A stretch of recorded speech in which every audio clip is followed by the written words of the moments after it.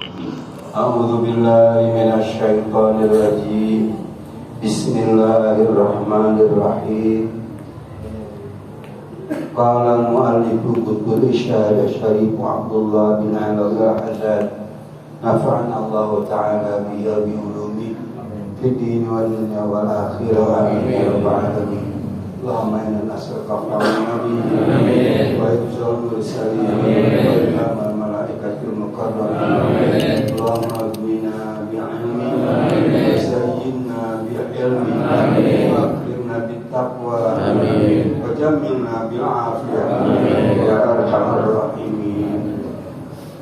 Faslun wa 'alaika bil wara'i anil muharramati wasyubuhati wa innal wara'a bila kuddin walladhi alaihil madaru indal ulama'il 'amilin. Jamaah maulid dibahi yang dirahmati Allah Subhanahu wa taala. Alhamdulillah malam ini kita kembali ditakdirkan Allah bisa berkumpul duduk di tempat ini bersama-sama di majelis khair untuk secara berjamaah melantunkan kata shalawat ke hadapan junjungan kita Kanjeng Nabi Agung Muhammad sallallahu alaihi wasallam. Zikirlah maulid Adibani ini merupakan satu nikmat yang tiada terperi, nikmat yang besar. Sebenarnya banyak ahli kubur yang teramat sangat ingin dan kepengen bisa kembali bersama-sama teman sejawat dengan rekan dan sahabat melantunkan sholawat kepada Kanjeng Nabi. Namun hal itu tentu saja tidak akan dapat mereka hasilkan karena mereka sudah berpulang ke rahmatullah. Sekalipun mereka membaca salawat yang dibaca itu tidak akan mendapat pahala dari Allah Subhanahu wa ta'ala. Kalau yang membaca salawat ada orang yang sudah meninggal, bahkan ada yang banyak baca sholawat, ada yang baca Al-Quran. Tetapi meskipun mereka baca Quran, baca sholawat, mereka tidak akan mendapat pahala karena mereka sudah ada di alam yang lain, bukan lagi di Darul Aman. Di sana sudah masuk dalam kategori Darul Jasa, tempat pembalasan daripada amal. Akan dikatakan dalam hadis sampai detik ini para anbiya wal mursalin setiap musim haji masih suka menunaikan ibadah haji. Makanya orang yang pergi haji atau umroh jangan gegabah. Jangan-jangan di samping dia itu Nabi atau Rasul, atau paling tidak wali min awliyaillah. Karena para nabi pun menunaikan ibadah haji. Nah, bagaimana mereka menunaikan ibadah haji? Kapan mereka sudah meninggal? Jawabannya gampang-gampang saja. Yang pertama, haji Sadul Anbiya itu tidak busuk, tidak seperti biasa kita, tidak seperti tubuh kita. Kemudian yang paling pasti, rohnya para nabi, para rasul itu adalah roh yang diistimewakan oleh Allah Subhanahu wa ta'ala. Roh yang diistimewakan itu mempunyai kelebihan dibanding roh kebanyakan. salah satu kelebihannya adalah roh yang istimewakan Allah itu mampu tajasud. Tajasud itu artinya kalau menurut bahasa wayang ini macam gelek. Bisa menjelma. Saya kasih contoh seperti ketika peristiwa Isra.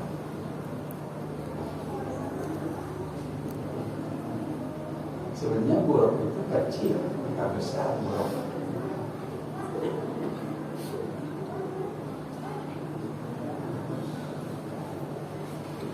Cuma lebih besar dari 5, tapi masih di bawah 2. Ya kurang lebihnya sekarang seperti kuda biasa. Tetapi ketika disentuh yang pertama kali oleh Rasulullah SAW, kulitnya sebagaimana permintaan buruk itu sendiri, begitu dipegang begini, karena yang menyentuhnya jadi lilahnya kacau lilah. Karena yang menyentuhnya itu tangan yang syarat dengan berkah, tangan yang penuh dengan berkah, maka seketika buruk itu membesar, saking gembiranya. Buruk membesar, Rasul melihat begini, untuk naik buruk itu butuh tangga.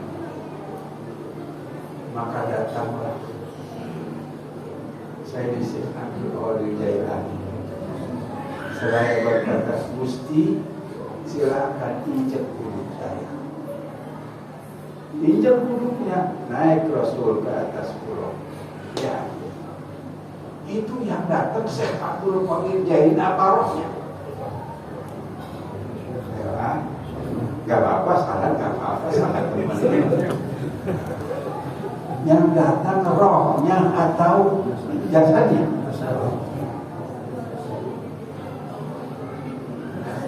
Baru boleh jasad boleh, boleh. Mari kita berpikir, mari kita tersebut. Pernahkah saudara mendengar ada seseorang menginjak roh?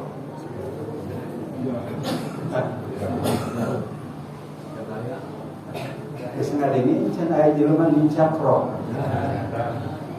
Yang datang itu bukan rohnya, sakupit jasad sarung. Seperti kita boleh percaya kita datang. Silakan Gusti injak punduk saya. Ditincak bukan Rasul. Ya urut pincak na ayat tak pakai. Begitu naik ke atas buruk, sadar Rasulullah SAW. Dia suku kaulah nincak punduk mana, hari suku mana bakal nincak punduk masa kabeh aulia. Lihat ya. Peristiwa terjadinya Isra dan Mi'raj itu 1 tahun sebelum hijrah Rasul dari Mekah ke Madinah. Saya kali ayat icat. Pura-pura saya kali buat pada jadi pada kecat ayat. Tapi rohnya sudah ada. Roh Syaikhul Qadir sudah ada atau belum? Jawabannya ada, karena umur roh itu sama. Sarwa umur roh diciptakan Allah Subhanahu wa taala. Maka kada datang ngaji di jasadna. Ayat roh. Cuma rohnya roh spesial. Roh yang diistimewakan oleh Allah, bukan roh kebanyakan. Salah satu keistimewaan roh tersebut mampu tajasud. Belum ia dilahirkan dari rahim ibunya sudah mampu menjelma sebagai sosok tubuh dengan berupa jasad dan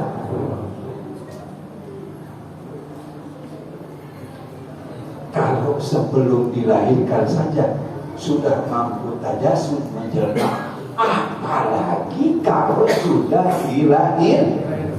seperti seseorang daripada aulia yang sudah meninggal atau nabi. Apalah? Entah pula kabarnya, jangan. Sekali waktu main lagi lawan dari Perbutul Syarifah berbaca Quran. Kata di rumah gigi-gigi udah membacakan ayat anu asal ayat anu terus aku ada ditafsirkan. Cengkel cina mati apa? Tapi aku pintar-pintar doi.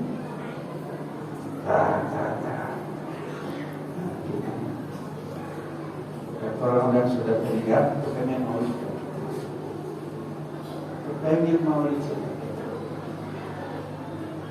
alhamdulillah kita bisa. Sebelum kita jelaskan kata-kata Guru Syekh Muhammad bin Abdul Haddad, saya umumkan kepada semua jamaah yang hadir bahwasanya hari Minggu besok itu jatuh pada hari pengajian syahriah kita. Pengajian bulanan besok Jumat, Sabtu, Minggu, ba'da zuhur itu syahriahan. Cuman urusan nanti makannya punya masak naon bayar wah. Ayo insyaallah nya resep rasa orang sambal mamut ayah, nah usahain bisa datang. Cuman duduk bersama-sama aja, insya Allah itu pahalanya besar. Dalam bersama-samanya saja berarti kita menyatakan berjamaah, al-jamaah rahmah. Wa alaika bil wara'i anil muharramati wasyubuhati. Wajib atasmu harus waro. Waro itu secara luas artinya api. Waro dari apa? Anil muharramati wasyubuhat. Waro dari perkara yang diharamkan dan perkara-perkara yang hukumnya syubhat. Bagaimana bedanya antara perkara yang haram dan syubhat? Dalam hadis telah disampaikan, innal halala bayyinun wa innal harama bayyinun wa bainahuma umurul mustabihatun la ya'lamuhunna katsirun minan nas. Sesungguhnya perkara yang halal itu jelas, yang haram juga jelas. Di antara perkara halal yang jelas dan perkara haram yang jelas itu kedapatan perkara syubhat yang kedudukan hukumnya tidak diketahui oleh kebanyakan orang. Contoh ayeuna jadi kebo ala embe ala ngaloba tinggal tinggi naik. Embe ala kebo ala sapi ala jelas. Babi haram jelas, anjing haram jelas. Di antara dua perkara yang halal dan yang haram yang keduanya sudah jelas, itu kedapatan perkara yang hukumnya masih sama. Contoh seperti capung. Hari capung papatong halal haram. Ya itu intinya. Itu syubhat. Kini itu mirip jangkrik hidupnya dia. Ya kasih sindir nana kini kuang ketok keberdoyan. Milu berjuang dicatrok keberdoyan. Kini kedudukan hukumnya tidak jelas halal atau haram.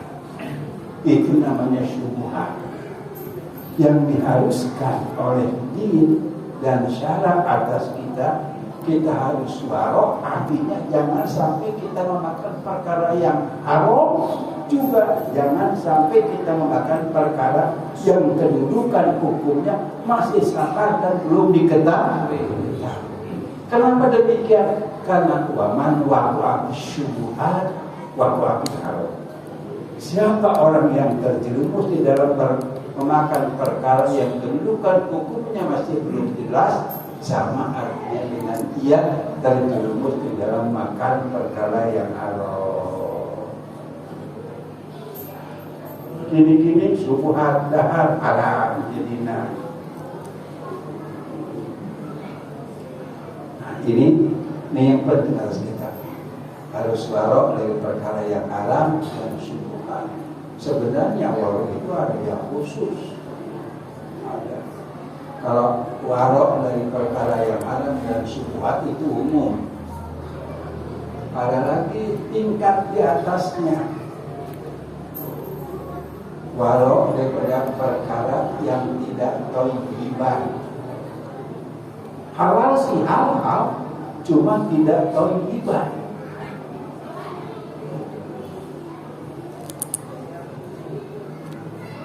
Termasuk dalam kategori itu ngarokok.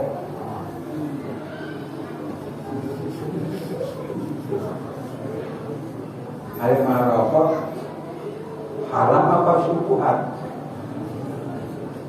Itu malah jelas ngarokok mau hukum nama, matu asal hukumna. Anu sok ngarokok tidak teh. Itu apa?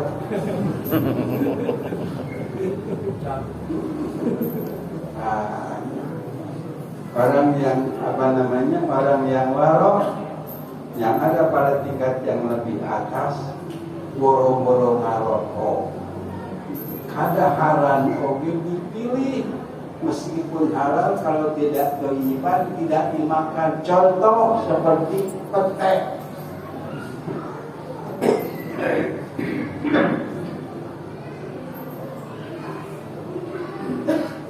Halal itu halal. Namanya kalau mengatakan arep betul itu keluarga kali. Komo dinisbatkan ka jelema arep mangkat Jumat bisa jadi haram ngaran itu.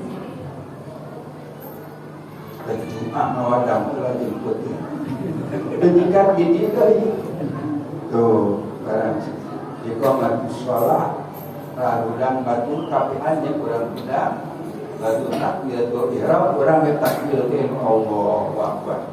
Meledak gue dari diri yang Jakarta raragagan. Insya kabauan tina semut urang. Nah, gitu ya. Itu halal tetapi tidak thayyiban. Katanya lagi kalau tidak salah ta'limul muta'allim yang dilakukan ikan. Air kudokan ikan air tawar dianjurkannya seperti ikan laut itu halal tapi tidak thayyiban. Orang yang waroknya kelas atas tapi makan ikan laut. Sampai adalah seseorang daripada ulama mengarang sebuah kitab. Selesai kitabnya dikirim ke Mesir ke Dewan Tasbih. Itu diperiksa kitabnya. Haji kitab ini bagus banget. Ditulis surat. Ditunjukkan ke pengarangnya. Isi surat tersebut ternyata hanya satu kata. Haji. Balas sama pengarang kitab. Kok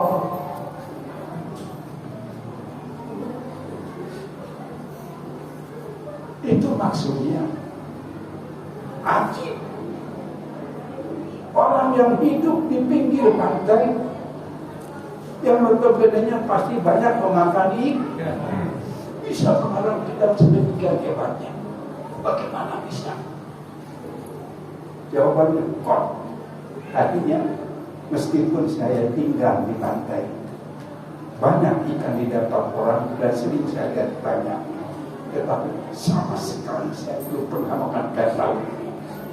Karena makan ikan laut yurisul balada nawariskan kena tolak makan tolak beda lagi Dia saya nak utara modal. Kalau bikin kambing, bikin modal pencet. Cuma yang darah tinggi jangan coba-coba. Gelap monan ujian. Allah, tetapi tidak tahu, tidak thayyibah. Makan sampai kenyang juga halal, tetapi tidak thayyibah. Oleh sebab itu awalnya makannya nggak sampai kenyang, sebelum kenyang berhenti. Fa'inal waro'a bila kudin, karena sesungguhnya waro itu api dalam makanan. Ada nyatanya itu pulang pada aku kan duit air dibeli pulang pada itu. Kalau dipilih kamu air itu bis ngaran nanti bau sudah kalau lagi takut contohnya kira kalau kakaknya dia takoyaki dia bisa bau sunat siapa orang teh semakin untuk para ruku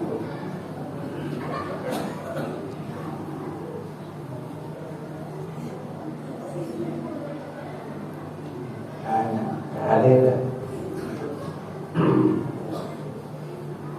Fainal wado'a milakudin, karena sesungguhnya api itu milakudin. Milak itu menurut bahasa kita saripati, khulasatul amal, saripatinya. Seperti dikatakan al-qalbu milakul jasad, hati itu adalah saripatinya tubuh. Tubuh akan baik kalau hatinya baik. Agama kita akan menjadi baik kalau kita waro. Kalau tidak waro, bagaimana? Walladzi alaihi madaru ila ulama'il amilin.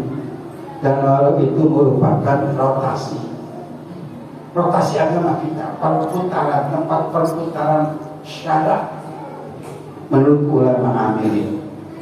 Waqad qala Rasulullah sallallahu alaihi wasallam, dan sungguh telah bersabda Rasulullah sallallahu alaihi wasallam, kullu lahmin nabata an su'in fanaru aulabi. Kullu lahmin, setiap daging, nabata an su'in, yang tumbuh an su'in. Su'in itu harta yang dihasilkan dengan jalan yang haram, itu namanya su'in. Bias nang maning biasna roti nang harampo, itu namanya dihasilkan dengan cara yang haram. Ini kalau misalnya panennya beras, boleh nyolong, dimasak, dimakan. Nanti beras itu akan sebagian jadi daging, sebagian jadi darah, sebagian lagi jadi sumsum dan seterusnya. Sabda Rasul, setiap daging yang tumbuh dari perkara yang dihasilkan dengan cara yang haram, dengan cara yang tidak diperbolehkan oleh agama, Panaru aulabi, maka api neraka lebih utama untuk daging tersebut. Kalau orang makannya haram melulu, tidak masalah, bakal jadi suluh neraka. Karena anar aulabi. Faqala alaihi salatu wassalam, yang telah bersabda junjungan kita Kanjeng Nabi Agung alaihi salatu wassalam, man ittaqa syubuhati faqad taqallista dini wa irdi, faman waqa'a bisyubuhati waqa'a fil haram. Barang siapa yang takut akan perkara syubhat, dengan pengertian menjauhi perkara-perkara yang kedudukan hukumnya masih belum jelas, tidak berani makan perkara yang kedudukan hukumnya masih belum jelas, apa istaghfiru ahli dini, maka sungguh ia telah membebaskan agamanya dari hal-hal yang buruk. Wa irdi, dan telah membebaskan harga dirinya. Baman waqa'a fi syubhati waqa'a fil haram. Barang siapa yang terjerumus di dalam perkara syubhat, sama artinya dengan ia terjerumus di dalam perkara yang haram. Ulangnya sirau galaan di pais. Termasuk kakak saya jengwa ibu-ibuan. Ada sebut Madinah. Boro-boro hirup lah bangke no ke hal. Abang kena ke awal ada sebut.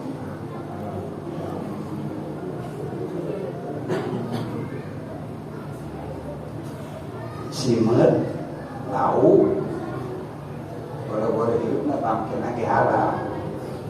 Wallahu a'lam. Bismillahirrahmanirrahim. Bismillahirrahmanirrahim. Allahumma